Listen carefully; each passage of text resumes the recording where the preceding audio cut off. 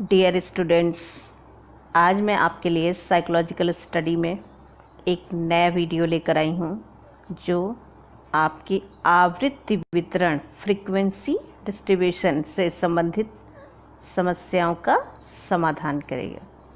तो आशा करती हूँ बहुत ध्यान से इस वीडियो को देखिएगा और पूरा वीडियो देखने के बाद एक पेन और कॉपी लीजिएगा, सवाल लगाइएगा और डिस्क्रिप्शन में जाके कमेंट बॉक्स में कमेंट ज़रूर करिएगा ताकि नेक्स्ट वीडियो में हम उससे संबंधित समस्याओं का समाधान कर सकें। और यदि हमारा वीडियो अच्छा लगे तो प्लीज़ लाइक और सब्सक्राइब करना न भूलिएगा। तो आगे बढ़ते हैं हम फ्रीक्वेंसी डिस्ट्रीब्यूशन या आवृत्ति वितरण तालिका। फ्रीक्वेंसी डिस्ट्रीब्यूशन या आवृत्ति वितरण के संबंध में निम्नलिखित टर्म्स होते हैं जिनकी जानकारी हमें आवश्यक होती है और इन्हीं के आधार पर हम फ्रीक्वेंसी डिस्ट्रीब्यूट करते हैं या टेबल बनाते हैं। फर्स्ट है वर्गांतर या क्लास इंटरवल। सेकंड, वर्गांतर का आकार size of the class interval. Third, वर्गांतर की संख्या number of the class interval. Fourth, अंकों का प्रसार range of the score. Next, वर्गांतरों के निर्माण के लिए सुविधाजनक इकाइयों का चयन। Convenient units for frequency distribution. Next आगे बढ़ते हैं हम वर्गांतर किस संख्या से प्रारंभ करें। यह भी एक बहुत बड़ी समस्या होती है कि फ्रीक्वेंसी डिस्ट्रीब्यूट करते समय या तालिका बनाते समय जो वर्गांतर होता है वो कहाँ से प्रारंभ करें। नेक्स्ट है वर्गांतरों की शुद्ध सीमाएं, एग्जैक्ट लिमिट क्या है, मिड पॉइंट क्या है। नेक्स्ट, वर्गांतर किस सीरीज में है, समावेशी, इंक्लूसिव, अपवर्जी, एक्सक्लूसिव, शुद्ध श्रेणियां या प्योर क्लासिफिकेशन सीरीज। नेक्स्ट है वर्गांतरों को आरोही, असेंडिंग और डिसेंडिंग ऑर्डर में प्रस्तुत करना। ये सारी चीज़ें यदि आप जान जाते हो, ये सारी टर्म्स आपको पता है तो फ्रीक्वेंसी डिस्ट्रीब्यूट करने में आपको कोई भी प्रॉब्लम नहीं होती है। तो हम सारी टर्म्स को अलग अलग समझ लेते हैं। वर्गांतर या क्लास इंटरवल। आवृत्ति वितरण के निर्माण में हमें वर्गांतर या क्लास इंटरवल ज्ञात करने पड़ते हैं और प्रत्येक वर्गांतर की आवृत्तियों का पता लगाया जाता है। यहाँ यह प्रश्न उठता है कि वर्गांतर कहते किसे हैं। जब किसी अंक वितरण को सुविधापूर्वक विभिन्न खंडों में समान मान, सेम वैल्यू अथवा समान अंकों के आधार पर विभाजित कर दिया जाता है तब वितरण का प्रत्येक ऐसा खंड वर्गांतर कहलाता है। अभी देखिए, जब हम इसे सॉल्व करेंगे, टेबल बनाएंगे, तब ये ज़्यादा क्लियर होगा। वर्गांतर का विस्तार व संख्या। अब यहाँ प्रश्न उठता है कि वर्गांतर का विस्तार क्या होना चाहिए। वर्गांतरों की संख्या कुछ भी हो सकती है, परंतु साधारण वर्गों की संख्या 7 से लेकर 15 के मध्य रखी जाती है। फिर भी यह कोई निश्चित नियम नहीं है। आवश्यकता पड़ने पर हम इसे घटा भी सकते हैं और बढ़ा भी सकते हैं। ये तो किताबी भाषा हो गई। बच्चों, जनरली देखा जाता है जब हम यूजी लेवल पर, पीजी लेवल पर स्टैटिस्टिक्स सॉल्व करते हैं तो जो वर्गांतर या क्लास इंटरवल लिया होता है वह 7 to 11 अवेलेबल होता है। 7 to 15 एक स्टैंडर्ड वे है। इसके आधार पर हम कैलकुलेशन करते हैं, लेकिन जैसी आवश्यकता होती है, जैसा हम रिसर्च करते हैं, जैसा मेरे पास डेटा होता है, उसके अकॉर्डिंग हम वर्गांतर ज्ञात करते हैं। नंबर या संख्या को कैसे निकालते हैं? नंबर को निकालने के लिए सबसे पहले हम रेंज निकालते हैं, रेंज या प्रसार इसका। फिर उसके बाद हम साइज निकालते हैं, size of the class interval. जब हमें ये दोनों प्राप्त हो जाते हैं तो range of score upon size of the class interval कर देते हैं, हमें नंबर मिल जाता है। एक्चुअली इसका कोई बहुत इम्पोर्टेंस नहीं है, ये खाली रीचेक करने के लिए कि आपने साइज सही निकाली है अथवा नहीं, हम इसे निकालते हैं। जबकि साइज का फार्मूला है range of score upon number of the class interval. Size निकालते समय हम नंबर डिसाइड कर लेते हैं कि मुझे 7 लेना है, 8 लेना है, 9 लेना है, 10, 11 XYZ जो भी मुझे लेना है। और रेंज हम निकाल लेते हैं, रेंज का formula highest score minus lowest score. तो रेंज जब हमारे पास होता है तो रेंज अपॉन नंबर जो हम एज्यूम्ड करते हैं, कल्पित करते हैं, उसे हम रखते हैं, उसके अकॉर्डिंग हमें साइज मिल जाती है। और इसी को चेक करने के लिए हम नंबर का फार्मूला यूज़ करते हैं। अंकों का प्रसार, अभी हम बात कर रहे थे रेंज की। इसके करने के निम्न सूत्र प्रयोग किए जाते हैं। यानी रेंज कैसे किया जाता है, इसका फार्मूला है या सूत्र है प्रसार इक्वल टू उच्चतम हाईएस्ट स्कोर माइनस निम्नतम प्राप्तांक या लोएस्ट स्कोर।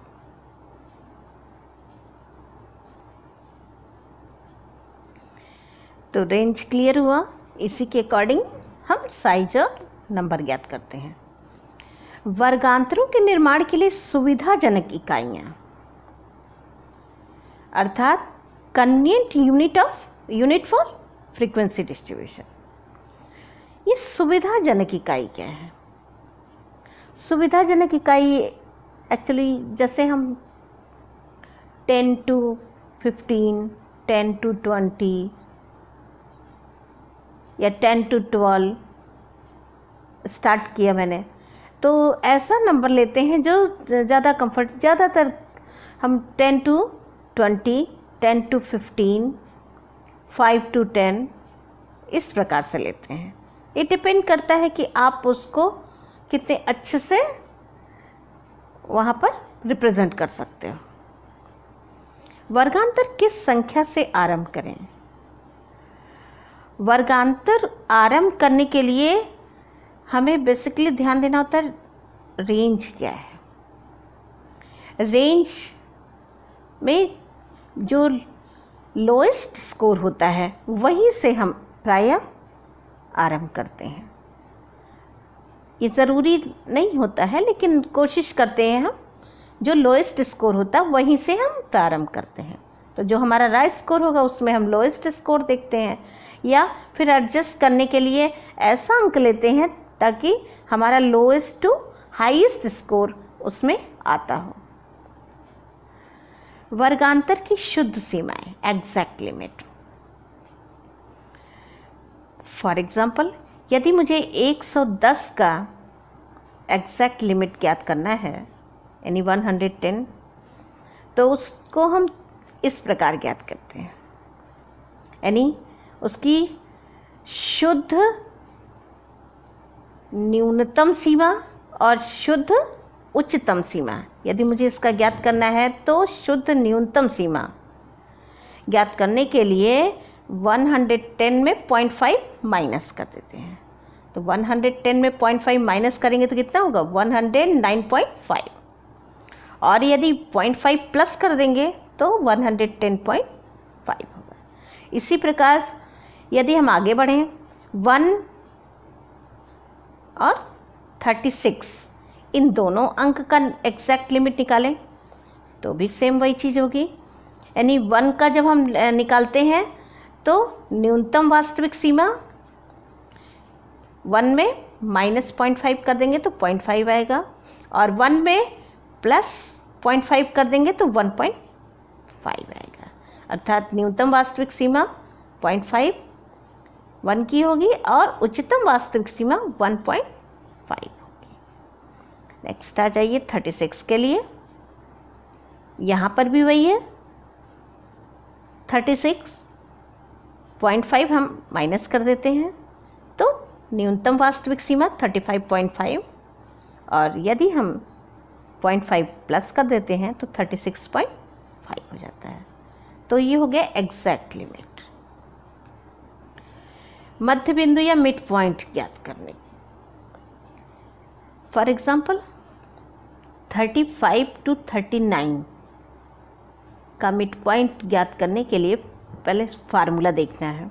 फार्मूला है mid point equal to u plus l, upper limit exact upper limit, l lower limit यानी एग्जैक्ट लोअर लिमिट अपॉन 2। तो 35 का u है पहले, तो अपर लिमिट क्या होगा 35, यहाँ पर 35 लोअर लिमिट हुआ, 39 अपर लिमिट हुआ। तो 35 लोअर लिमिट, तो लोअर लिमिट के लिए हम क्या करते हैं 0.5 माइनस कर देते हैं, तो कितना हो जाएगा 34.5। अपर लिमिट इसमें कितनी है 39, तो 39 का एग्जैक्ट अपर लिमिट निकालने के लिए 0.5 प्लस कर दें, तो प्लस करने पर कितना होगा 39.5। यहाँ देखिए लिखा भी है equal to 34.5 plus 39.5 divided by 2 कर देंगे 37 मिल जाएगा। इसी तरह से हम किसी का भी ज्ञात कर सकते हैं, 10 to 20, 15 to 20, 30 to 40, XYZ कुछ भी। Formula mid point equal to u plus l divided by 2। अब आते हैं inclusive, exclusive and pure classification series. Series actually 3 प्रकार की होती है, इंक्लूसिव समावेशी, एक्सक्लूसिव अपवर्जी, प्योर क्लासिफिकेशन सीरीज या शुद्ध वर्गीकृत श्रृंखला। पहला है इंक्लूसिव सीरीज, बहुत ध्यान से देखिएगा, इंक्लूसिव जिसमें नंबर इंक्लूड होता हो, जैसे 35 to 39। यहाँ पर 35 और 39 के बीच में जितने अंक हैं सभी इसके अंदर आते हैं। यहाँ एग्जाम्पल में देखिएगा कॉलम में 1 2 3 सब में 3 एग्जाम्पल दिया है। समावेशी में पहले देख लीजिए 35 to 39, 40 to 44, 45 to 49।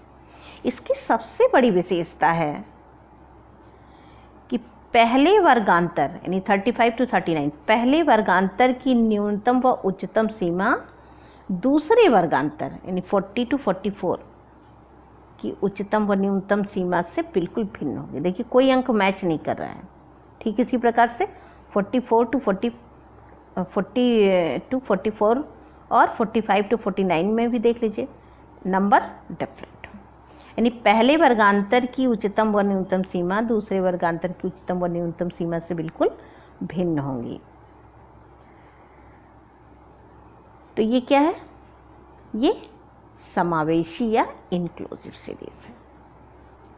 एक बात बहुत ध्यान से देखिएगा, मिड पॉइंट हमने ज्ञात किया है, हर सीरीज का मिड पॉइंट ज्ञात किया है 35 to 39। अब इसका मिड पॉइंट कैसे 35 का मिड पॉइंट निकालने के लिए 35 to 39 का मिड पॉइंट निकालने के लिए लोअर लिमिट क्या है 35, अपर लिमिट क्या है 39। तो लोअर लिमिट में 0.5 माइनस करेंगे और अपर लिमिट में 0.5 प्लस करेंगे डिवाइडेड बाई 2। तो कैसे करेंगे 34.5 प्लस 39.5 डिवाइडेड बाई 2 कर देंगे तो 37 आ जाएगा। ठीक इसी तरह आप आइए 40 to 44 का, इसको भी इसी तरह सॉल्व करेंगे तो 42। अभी देखिए हमने मिड पॉइंट का फार्मूला पिछली स्लाइड में आपको बताया है। सेम उसी तरीके से इसको सॉल्व करिए। नेक्स्ट है एक्सक्लूसिव या अपवर्जी, इसे बहिष्कृत श्रेणी भी कहते हैं। इसकी सबसे बड़ी विशेषता होती है, इसमें जो लास्ट वाला अंक होता है, एक क्लास इंटरवल का जो लास्ट वाला अंक होता है वो उसमें इंक्लूड नहीं होता। जैसे 35 to 40 इस वर्गांतर में या इस क्लास इंटरवल में जो 40 अंक है 39 तक ही इसमें है, 40 अंक इसमें इंक्लूड नहीं है।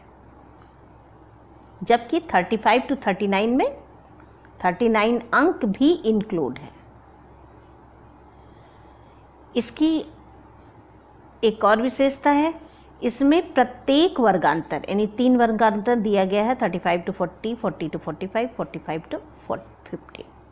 प्रत्येक वर्गांतर में ध्यान दीजिएगा, पहले वर्गांतर की उच्चतम सीमा दूसरे की न्यूनतम होगी। यानी 40 यहाँ पर लास्ट है अपर लिमिट, तो दूसरे में ये लोअर है। तो फिर उसी दूसरे में 45 अपर लिमिट है, तो तीसरे में वो लोअर है। यानी मैच करेगा ये क्रॉस रिलेशन। ये जबकि इंक्लूसिव सीरीज में ऐसा नहीं, यहाँ पर प्रत्येक वर्गांतर की उच्चतम व न्यूनतम सीमा एक दूसरे से भिन्न होगी। मिड पॉइंट निकालते हैं। मिड पॉइंट सेम वही कंडीशन 34.5 और यहाँ पर क्या होगा, इसकी जो लिमिट है, इसकी जो एक्चुअल वैल्यू है, इसमें हम क्या करते हैं 39 है। इसकी एक्चुअल वैल्यू क्या है 39। अभी हमने आपको बताया कि लास्ट वाला अंक इसमें इंक्लूड नहीं होता है, तो 34.5 प्लस 39.5 डिवाइडेड बाई 2 तो 37 ही आएगा। आप देख रहे हैं मिड पॉइंट या साइज जो है एकदम मिड पॉइंट भी फिक्स होगा, मिड पॉइंट हमेशा फिक्स होगा इसका। आप देख रहे हैं यहाँ भी 37 है, यहाँ भी 37 है। हम इसको डिफरेंट विजुलाइज जरूर कर रहे हैं, लेकिन वास्तव में ये क्या है, सेम है। नेक्स्ट, प्योर क्लासिफिकेशन सीरीज या शुद्ध वर्गीकृत श्रृंखला। शुद्ध वर्गीकृत श्रृंखला हमेशा इंक्लूसिव सीरीज यानी पहला वाला क समावेशी श्रेणी इसी का ही निकलता है। आप ध्यान दीजिएगा, शुद्ध वर्गीकृत श्रृंखला या प्योर क्लासिफिकेशन सीरीज निकालने के लिए इंक्लूसिव के लोअर लिमिट पे 0.5 माइनस करते हैं और अपर में 0.5 प्लस करते हैं। आप देखिए सब में यहाँ पर 34.5 टू 39.5, 40 वाले में देखिए 39.5 टू 40.5, 44.5 टू 49.5। और आप ध्यान दीजिएगा इसका भी मिड पॉइंट सेम है। यहाँ पर इंक्लूसिव सीरीज का भी 37 आया, एक्सक्लूसिव का भी 37 आया और प्योर क्लासिफिकेशन सीरीज का भी 37 आ रहा है। तो मेरे ख्याल से आपको एकदम समझ में आ रहा होगा। आप ये भी ध्यान दीजिएगा, एक्सक्लूसिव की भांति इन प्योर क्लासिफिकेशन सीरीज में भी एक वर्गांतर की उच्चतम सीमा दूसरे की न्यूनतम सीमा होगी। आप देखिए यहाँ पर पहले वर्गांतर की न्यूनतम सीमा 34.5 और उच्चतम सीमा 39.5, तो दूसरे की जो अपर लिमिट है वही जो है लोअर लिमिट होगी, अर्थात 39.5। ठीक इसी प्रकार 44.5 भी देख लीजिए। तो सीरीज मेरे ख्याल से आपको क्लियर हो गया होगा। नेक्स्ट, वर्गांतर को आरोही व अवरोही क्रम में प्रस्तुत करना, असेंडिंग एंड डिसेंडिंग ऑर्डर। बहुत यहाँ पर ध्यान देने की आवश्यकता नहीं है, बहुत सिंपल सी बात है, आप जानते भी हैं। बढ़ते हुए क्रम में जो वर्गांतर बढ़ते हुए क्रम में हो वो असेंडिंग ऑर्डर, और जो वर्गांतर घटते हुए क्रम में हो डिसेंडिंग ऑर्डर। एकदम सिंपल है। जब अंकों का क्रम नीचे से ऊपर की ओर बढ़ रहा हो तो असेंडिंग ऑर्डर, और जब ऊपर से नीचे की ओर बढ़ रहा हो तो डिसेंडिंग ऑर्डर। इसका इम्पोर्टेंट कुछ जगह पर बहुत होता है, जैसे हम CF निकाल रहे हैं, कम्युलेटिव फ्रीक्वेंसी, आगे हम आपको बताएंगे। CF निकालते हैं या डेविएशन निकालते हैं, या हम शॉर्ट मेथड से ग्रुप डाटा से मीन निकालते हैं, तो बहुत ध्यान देने, क्योंकि अर्थ का अनर्थ हो जाता है। असेंडिंग है या डिसेंडिंग है, तो यदि उसी के अकॉर्डिंग हमने नहीं सॉल्व किया, कैलकुलेशन नहीं किया, तो हमारा आंसर रॉन्ग हो सकता है। तो नेक्स्ट आइए, एग्जाम्पल हम लेते हैं। हम बात आपके लिए किस टर्म्स की कर रहे थे? फ्रीक्वेंसी डिस्ट्रीब्यूशन, अर्थात आवृत्ति वितरण तालिका के टर्म्स की। यानी आवृत्ति वितरण तालिका बनाते समय किन किन बातों का ध्यान रखा जाता है। तो अभी हमने सारी बातें आपको बताई, अब हम एग्जाम्पल लेते हैं। निम्नलिखित आंकड़ों की सहायता से आवृत्ति वितरण तालिका बनाइए। अब ये देखिए क्वेश्चन दिया, इसी प्रकार से क्वेश्चन आता है एग्जाम में। 2, 4, 6, 8, 8, 5, 4, 12, 16, 18, 18, 8, 5, 3, 4, 10, 17, 5, 4, 3, 19 और 10। सबसे पहले हम वर्गांतर का प्रसार ज्ञात करते हैं। तो प्रसार का फार्मूला बच्चों क्या बताया था हमने? प्रसार या range equal to highest score minus lowest score. Back में आप जाइएगा तो देखिएगा, वहाँ पर हमने बताया, आप नोट कर रहे हैं कि नहीं? तो हाईएस्ट स्कोर इसमें पूरे अंक में, डिजिट में देखिए, सबसे बड़ा अंक कौन सा है? 19। लोएस्ट सबसे छोटा अंक कितना है? 2। तो कितना हो गया बच्चों? 17। वर्गांतर का आकार या साइज, हमने आपको साइज का भी फार्मूला बताया था, आपने नोट किया होगा। क्या था? Size equal to range of score, यानी प्राप्तांकों का प्रसार upon number of the class interval. तो रेंज कितना है? 17।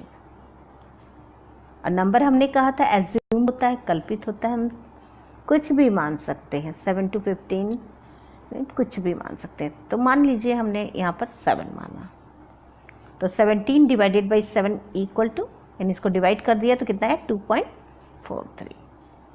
तो साइज हमारा 2.43। इसको हम राउंडेड नंबर में अगर करना चाहें तो 3 भी कर सकते हैं।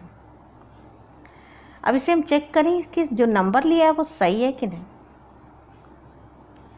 तो देखिए, नंबर का भी फार्मूला हमने बताया था आपको, क्या? Range of score upon size of the class interval. इसके पहले फार्मूले में बताया था। तो रेंज कितना है? 17 डिवाइडेड बाई साइज कितना मिला? 2.43। हमने डिवाइड कर दिया, देखिए 6.99, और राउंडेड नंबर में कितना हुआ ये? 7। तो नंबर हमने कैलकुलेशन सही किया। अब आगे आते हैं, इस फार्मूले को फिर एक बार हम दिखा देते हैं आपको। Size, range of score, number of the class interval, number range of score upon size of the class interval. अब सबसे पहले हमने नंबर कितना लिया? 7। देखिए नंबर हमने टेबल में 7 रख लिया, फर्स्ट कॉलम। हमने आपको बताया था क्लास इंटरवल या वर्गांतर कहाँ से शुरू करें। तो वर्गांतर कितना था हमारा? बताइए। वर्गांतर हमारा जो स्टार्टिंग है, लोएस्ट लिमिट है, लोएस्ट डिजिट है, वो कितना है? 2 है। तो हमने 2 से स्टार्ट किया। क्लियर हो रहा है? नंबर तो हमने 7 लिया, भाई नंबर हमारा 7 आया, लेकिन क्लास इंटरवल या वर्गांतर कहाँ से स्टार्ट करें? तो सबसे जो कम अंक होता है, लोअर डिजिट होती है, उससे स्टार्ट किया, 2। अब 2 to 4, ये 4 अंक कैसे आया? साइज हमारी कितनी थी? 2.43। तो राउंडेड नंबर में ये 3 हुआ। अब 2 से 4 या 2 to 4 की साइज क्या हुई? 2, 3, 4, 3 अंक है ना। राउंडेड नंबर में हमने कहा था कि इसको राउंडेड नंबर में 3 ले सकते हैं। तो इनक्लूसिव सीरीज है। यहाँ पर आप देखिएगा किसी भी वर्गांतर का मैच नहीं कर रहा है डिजिट, और 4 भी फर्स्ट वर्गांतर में 4 भी इंक्लूडेड है। तो 2, 3, 4, 3 साइज हो गई, नंबर हो गया 7। स्टार्ट किया हमने 2 से। ठीक इसी तरह से नेक्स्ट 4 के बाद हमारा क्या आता है अगला? 5। अब 3, 3 के साइज में सब करिए। 5, 6, 7 3 डिजिट हो गई।